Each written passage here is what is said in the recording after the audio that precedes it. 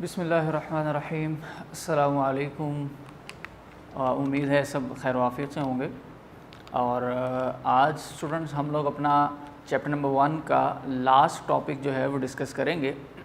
और last topic student हमारे पास है रिपल टैंक, और ये हमारा लेसन नंबर होगा 6। स्टूडेंट रिपल टैंक के हवाले से ये हमारे पास एक तो लॉन्ग क्वेश्चन है, और इस लॉन्ग क्वेश्चन को हम किन हेडिंग्स के साथ डिटेल्ड में मेंशन करेंगे वो भी मैं साथ साथ आपको गाइड कर दूंगा इंशाल्लाह। सबसे पहले स्टूडेंट हम अपने रिपल टैंक की डेफिनेशन की तरफ आते हैं कि what is ripple tank and how can we define it. Student ripple tank हमारे पास सिंपली एक ऑपरेटस है जिसकी मदद से हम वाटर वेव्स प्रोड्यूस करते हैं, और ये हेल्प करता है वाटर वेव की करैक्टरिस्टिक्स को स्टडी करने में। स्टूडेंट यहाँ पर आपके सामने डायग्राम जो है वो बनी हुई है आपकी रिपल टैंक की।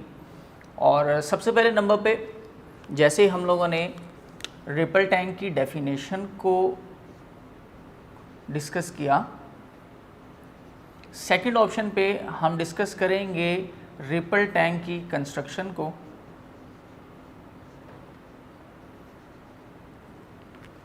स्टूडेंट्स रिपल टैंक की कंस्ट्रक्शन के हवाले से अगर देखा जाए तो सबसे पहले नंबर पे हमारे पास एक रेक्टेंगुलर ट्रे अवेलेबल है जिसको हमने हमारी सरफेस से तकरीबन 1/2 मीटर अवे जो है हमने इसको प्लेस करवाया है।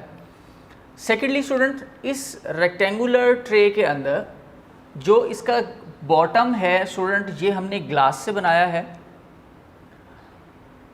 इसी तरह एक स्टैंड की मदद से हमने अपना वाइब्रेटर जो है वो भी हैंग किया है। रेक्टेंगुलर ट्रे के अंदर स्टूडेंट्स हम लोगों ने वाटर फिल किया है, और यहाँ पर ये जो वाइब्रेटर है ये 2 पार्ट्स पर कंसिस्ट करता है। The number 1 is motor and second 1 is wooden plate. Student जब सबसे पहले नंबर पे तो हम हमारे वाइब्रेटर को इस तरह से हैंग करेंगे कि इसकी जो लोअर सरफेस है वो वाटर की अपर सरफेस के साथ बिल्कुल टच करेगा। देन स्टूडेंट्स इसी तरह से हम यहाँ पर ग्लास बॉटम के नीचे यानी इस रेक्टेंगुलर ट्रे के बिल्कुल नीचे सरफेस पर एक पेपर शीट रखेंगे ताकि हम अपनी वेव्स की जो प्रोडक्शन है उसको भी वॉच कर सकें। यहाँ स्टूडेंट सबसे ऊपर हमने एक लैंप यानी कि एक बल्ब जो है वो भी लगा दिया है ताकि हमारे पास जो वेव है उसकी रिफ्लेक्शन हमें यहाँ नीचे नज़र आना शुरू हो जाए, उसका स्केच हमें हमारे पेपर शीट पर मिल जाए। सेकेंडली स्टूडेंट अब हम शिफ्ट करते हैं इसकी वर्किंग पे और देखते हैं कि ये वर्क किस तरह से करता है।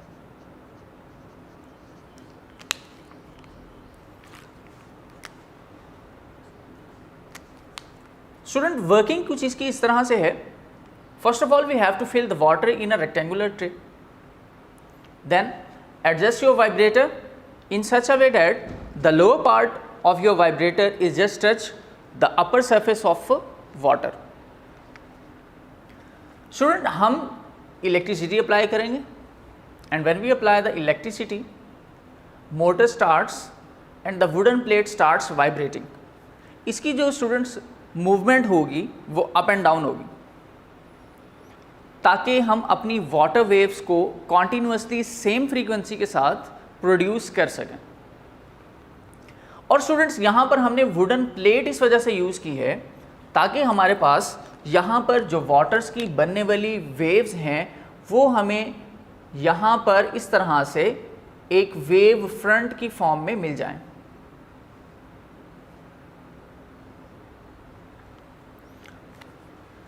जैसे ही हम कॉन्टिन्यूसली वाइब्रेटर को स्टार्ट करते हैं और इसकी मूवमेंट वाइब्रेशन की स्टार्ट होती है, हमारे वेव फ्रंट कॉन्टिन्यूसली सेम जो है वो आफ्टर एंड आफ्टर इस तरह से कॉन्टिन्यूसली मूव करना शुरू कर देते हैं। स्टूडेंट इलेक्ट्रिसिटी अप्लाई करने के साथ ही हमारे पास हमारा लाइट बल्ब भी ऑन हो जाता है। जैसे ही हमारा लाइट बल्ब ऑन होगा तो इन वेव्स के अंदर जो स्केचिंग है, क्योंकि वेव हमेशा इस तरह से प्रोड्यूस होती है, तो हमारे पास यहाँ पर कंप्रेशन और रेयरफेक्शन का पार्ट भी मिलेगा। कंप्रेशन के लिए स्टूडेंट्स मैंने पहले भी बताया था आपको कि ये वाला पार्ट आपका कंप्रेशन होता है और ये वाला पार्ट जो है आपके पास रेयरफेक्शन होता है। इसी तरह स्टूडेंट्स वेव की कैरेक्टरिस्टिक के अंदर भी अगर हम देखें तो हमारे पास अपर पार्ट जो है ये क्रस्ट होता है और लोअर पार्ट जो है हमारे पास ट्रफ होता है। स्टूडेंट्स यहाँ पर वाटर की क्वांटिटी बहुत ही ज़्यादा कम हो जाती है और यहाँ पर वाटर की क्वांटिटी बहुत ही ज़्यादा ऊंची हो जाती है। तो यहाँ पर क्वांटिटी ऑफ पार्टिकल्स की वजह से हमारे पास डार्क और ब्राइट फ्रिंजेस बनना शुरू हो जाती हैं और हमारा जो स्केच है वेव का वो यहाँ पर वुडन प्लेट पर कुछ इस पैटर्न से इस पेपर शीट पर कुछ इस तरह से मिलेगा।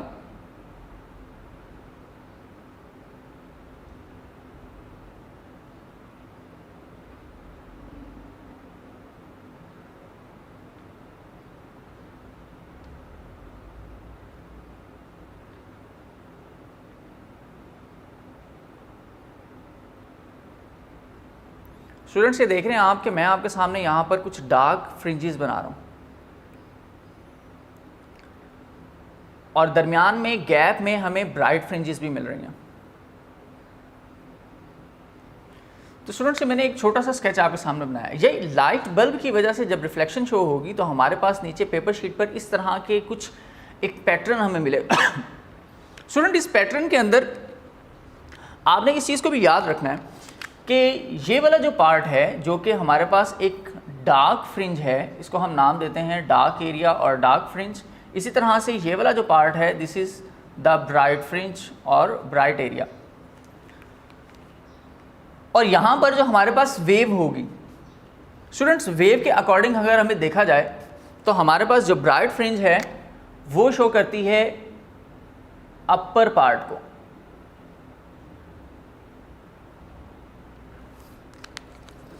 यानी आप ये देखें कि ये वाला पार्ट डार्क के लिए, ये पार्ट ब्राइट के लिए, ये पार्ट डार्क के लिए, ये पार्ट ब्राइट के लिए।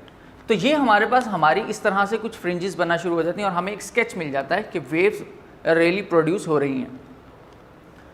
स्टूडेंट सेकेंडली, एक तो ये हमारे पास सिंपल इसकी वर्किंग थी, लेकिन यहाँ पर अपनी इस वर्किंग के दौरान जब हमारे पास वेव्स प्रोड्यूस हो गई हैं तो हम इन्हीं वेव्स की मदद से अपनी कुछ वेव्स की करैक्टरिस्टिक्स को भी स्टडी करेंगे। स्टूडेंट्स यहाँ पर हमारे पास 3 करैक्टरिस्टिक्स आती हैं जिन्हें हम डिस्कस करेंगे।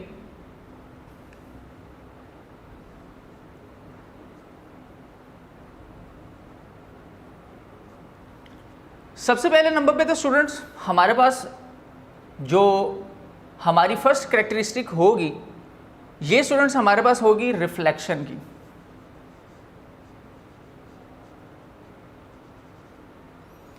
और सेकेंडली स्टूडेंट्स जो हम लोग डिस्कस करेंगे ये होगी रिफ्रैक्शन की। और लास्ट वन स्टूडेंट्स डिफ्रैक्शन।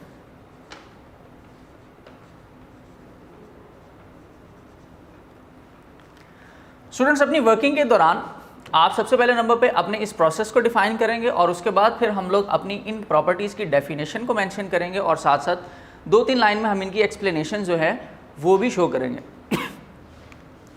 सबसे पहले स्टूडेंट्स हम लोग आते हैं अपनी रिफ्लेक्शन की तरफ।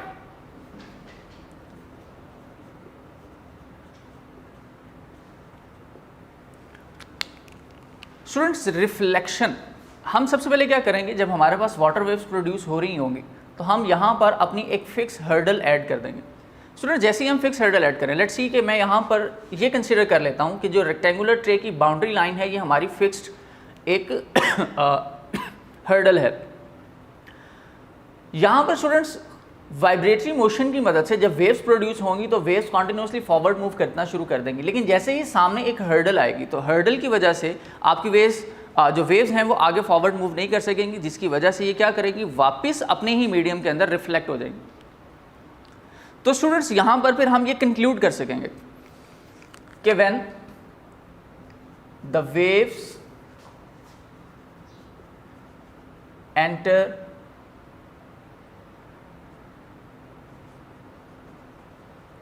From first medium to second medium it bounce back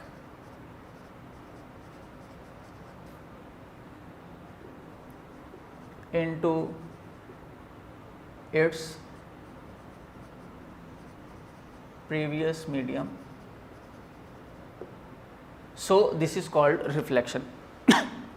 students यहाँ पर ये है कि हमारी वेव एक मीडियम से जैसे ही सेकंड मीडियम के अंदर आएंगी और हमें कोई भी एक सॉलिड हर्डल मिलेगी तो आपकी वेव फॉरवर्ड मूव नहीं कर सकेंगी और रिफ्लेक्शन की मदद से यानी रिफ्लेक्ट होकर वापस अपने ही मीडियम में आ जाएंगी. So this phenomena and this property and this characteristics of wave is called reflection.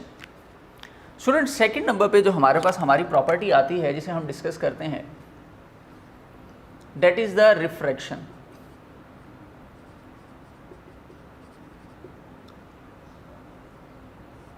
Student refraction के अंदर अगर देखा जाए तो सबसे पहले नंबर पर हम दो चीज़ें डिस्कस करेंगे. यहाँ पर हमने अपने मीडियम को चेंज करना है और मीडियम चेंज करने के लिए स्टूडेंट हम ये कंसीडर कर लेते हैं कि हमारे पास एक जो एरिया है ये होगा डीप वाटर का और मैंने कोई भी एक ऐसी प्लेट जिसकी एक स्पेसिफिक थिकनेस हो मैं उसको यहाँ पर ऐड करूँगा और जैसे ही स्टूडेंट मैं यहाँ पर अपने वाटर में यानी इस रेक्टेंगुलर ट्रे के वाटर में मैं उस पार्ट को ऐड करूँगा तो यहाँ पर आपकी जो वाटर सरफेस होगी स्टूडेंट वो थोड़ी सी अप हो जाएगी. जैसे कि वाटर लेवल आपका इस तरह से अप हो जाएगा आपकी रेक्टेंगुलर ट्रे के अंदर. अब आप देख सकते हैं स्टूडेंट्स यहाँ पर आपके पास डीप वाटर है इस एरिया में और यहाँ पर आपके पास जो वाटर है इसको हम नाम देंगे शैलो वाटर. स्टूडेंट्स अब हम लोगों ने क्या किया, इस एक हर्डल की सूरत में हमने अपने मीडियम की डेंसिटी को चेंज कर लिया और उसकी डेप्थ को भी चेंज कर लिया. अब हम ये कंसीडर कर लेंगे कि ये हमारे पास हमारा फर्स्ट मीडियम है और ये हमारा सेकंड मीडियम है. तो स्टूडेंट्स यहाँ से जब आपकी वेव्स वेव फ्रंट की फॉर्म में ट्रांसफ़र होंगी, फॉरवर्ड मूव करेंगी, तो रास्ते में जिस जगह पर स्टूडेंट्स आपके पास डीप वाटर होगा वहाँ पर तो आपकी जो वेव्स की कंडीशन है स्टूडेंट्स वो कुछ यूँ रहेगी, यानी वेवलेंथ थोड़ी सी ज़्यादा है. लेकिन जैसे ही वो अपना मीडियम चेंज करती हैं और शैलो वाटर के अंदर शिफ्ट होती हैं तो स्टूडेंट्स हमारा जो वेव है उसका पैटर्न कुछ यूँ बनना शुरू हो जाता है, यानी कि हमारी जो वेव लेंथ है वो डिक्रीज होना शुरू हो जाती है. तो ये मीडियम की चेंज होने का इफेक्ट था. इसी तरह स्टूडेंट यहाँ पर एक चीज़ सिर्फ कॉमन रहती है और वो जो चीज़ कॉमन रहती है वो है आपकी फ्रीक्वेंसी.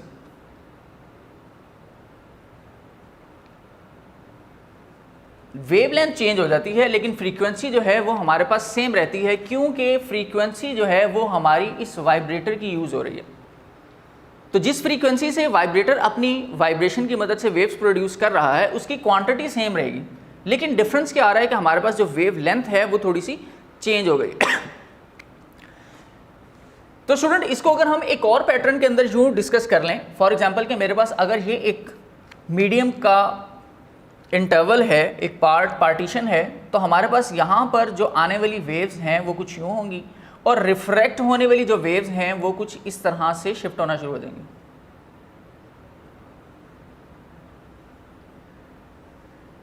यानी यहाँ पर डिस्टेंस ज़्यादा था और यहाँ पर डिस्टेंसेस जो हैं वो कम होना शुरू हो जाएंगे. इसी तरह से ये फिर हमारे पास हमारा एंगल ऑफ रिफ्रैक्शन और एंगल ऑफ इंसिडेंट जो है हम उनको भी डिस्कस करेंगे यहाँ पर, इंसिडेंट और रिफ्रैक्शन. तो स्टूडेंट्स अब रिफ्रैक्शन की डेफिनेशन को फिर हम यूँ कंक्लूड कर सकते हैं कि व्हेन वेव्स मूव्स और enters from one medium to another medium, first medium हमारे पास डीप वाटर है, सेकंड हमारे पास शैलो वाटर है. So when waves are enters from deep water to shallow water their angle of refraction will be change. तो यहाँ पर हमारे पास इस पार्ट को कहा जाएगा रिफ्रैक्शन. इसी के साथ स्टूडेंट हमारे पास जो थर्ड कैरेक्टरिस्टिक है this is called diffraction.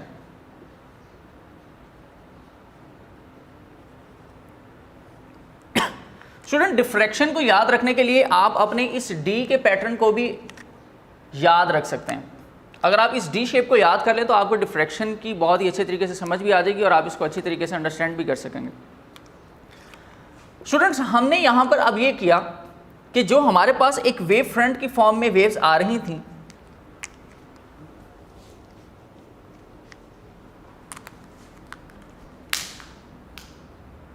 Let's see students कि ये हमारे पास हमारे वेव फ्रंट्स आ रहे हैं। मैं यहाँ पर एक हर्डल ऐड कर रहा हूँ, लेकिन अब हर्डल को ऐड करने का एक स्पेसिफिक वे होगा स्टूडेंट कि मैं यहाँ पर अपनी हर्डल्स को एक तो उनकी क्वांटिटी बढ़ा दूंगा और इनको इक्वल इंटरवल पे रखूंगा। इसी तरह यहाँ पर भी। अच्छा, इनका स्टूडेंट्स ये जो इंटरवल है ये कितना होना चाहिए? ये जो इंटरवल है स्टूडेंट, ये इंटरवल लैम्डा के इक्वल होना चाहिए, यानी इसके इक्वल। तो आपको आपका पैटर्न ज़्यादा अच्छा शो होगा। जितना लैम्डा आपकी वेव्स के अंदर यानी वेवलेंथ चल रही है, उतना ही अगर आप इसके अंदर अपना डिस्टेंस रखें तो स्टूडेंट्स आपकी जो वेव्स हैं वो ज़्यादा अच्छी प्रोड्यूस होंगी। अच्छा स्टूडेंट्स, होता क्या है कि जब वेव फ्रंट आकर इस हर्डल के साथ टकराता है तो यहाँ पर जो हमारे पास स्लिट्स हैं, हम इन्हें नाम देते हैं अपने इस पार्ट को स्लिट्स का। तो यहाँ इन स्लिट्स पे आकर अब वेव्स कंप्लीटली पास आउट नहीं हो सकती। तो वो क्या करती हैं कि यहाँ पर जब कॉन्टिन्यूसली एक प्रेशर इंक्रीज होना शुरू होता है वेव्स का, तो आपकी वेव अपने पैटर्न को कुछ यूँ बना लेती हैं।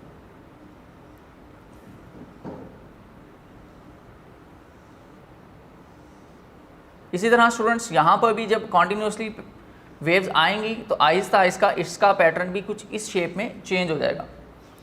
तो स्टूडेंट्स जैसे ही आपका ये पैटर्न इस तरह से शेप में चेंज हो, तो अब आप देख सकते हैं कि अगर आप एक पार्ट को कंसिडर करें तो this is just look like as a D. तो जब आपके पास इस तरह की शेप बन जाए तो इस पैटर्न को हम नाम देते हैं डिफ्रैक्शन का। और यहाँ पर भी हमारी जो करेक्टरिस्टिक्स हैं वेव्स की, उसमें कुछ फर्दर चीज़ें आती हैं। जैसे फॉर एग्जांपल ये पॉइंट्स हमारे पास जो है इंटरफेरेंस के पार्ट्स कहलाते हैं। यहाँ हम 2-3 पॉइंट्स और भी डिस्कस कर सकते हैं जो आप वैसे इंशाल्लाह फर्स्ट ईयर में जाकर डिस्कस करेंगे। इंटरफेरेंस होती है वेव्स की, जहाँ पर आपकी 2 या 3 वेव्स आपस में आकर कंबाइन हो जाएं। और फिर इस इंटरफेरेंस के फर्दर 2 पार्ट्स हैं, जैसे कि कंस्ट्रक्टिव इंटरफेरेंस और सेकंड स्टूडेंट्स हमारे पास होता है डिस्ट्रक्टिव इंटरफेरेंस। स्टूडेंट्स यहाँ पर जो कंस्ट्रक्टिव इंटरफेरेंस है वो ये पॉइंट शो करेगा जहाँ पर आपकी वेव्स मर्ज होती हैं, और इसी तरह से जो प्लेन सिंगल पार्ट्स हैं दिस इज कॉल्ड डिस्ट्रक्टिव। इनको 2 तरह से और भी हम डिस्कस कर सकते हैं। जैसे फॉर एग्जांपल कंस्ट्रक्टिव के अंदर हमारे पास हमेशा ब्राइट फ्रिंज बनेगी और इसकी इंटेंसिटी स्टूडेंट कंस्ट्रक्टिव वेव के अंदर हमेशा इसकी जो इंटेंसिटी है वो किसी भी सिंगल वेव से ज़्यादा होगी। इसी तरह डिस्ट्रक्टिव के अंदर हमारे पास डार्क फ्रिंज बनते हैं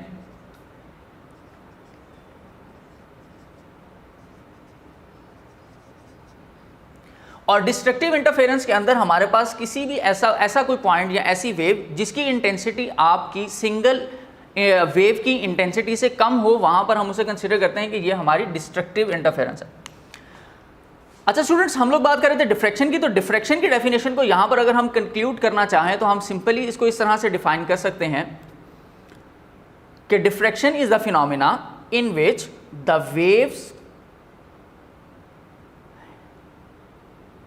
moves around the corner or edges of the slits। यानी कि ये हमारे पास एक ऐसा पार्ट होगा जिसके अंदर हमारी जो वेव्स हैं वो अपने ऑब्स्टेकल के कॉर्नर्स के राउंड जो है वो सर्कुलर पाथ में या सेमी सर्कुलर पाथ के अंदर अपनी शेप को चेंज कर देंगी, तो हम इसे नाम देंगे डिफ्रैक्शन का। तो स्टूडेंट्स यहाँ पर अब आपके पास आपके इस लॉन्ग क्वेश्चन से रेलेवेंट ये कुछ फिनोमिनाज आते हैं। जैसे सबसे पहले आप डेफिनेशन डिस्क्राइब करेंगे, कंस्ट्रक्शन के अंदर आप डायग्राम बनाएंगे, वर्किंग के अंदर आप स्टूडेंट्स इसकी एक्सप्लेनेशन देंगे और एक्सप्लेनेशन के साथ आप रिफ्लेक्शन, रिफ्रैक्शन और डिफ्रैक्शन की डेफिनेशंस और इनकी डायग्राम्स जो हैं वो भी लाजमी तौर पर बनाएंगे।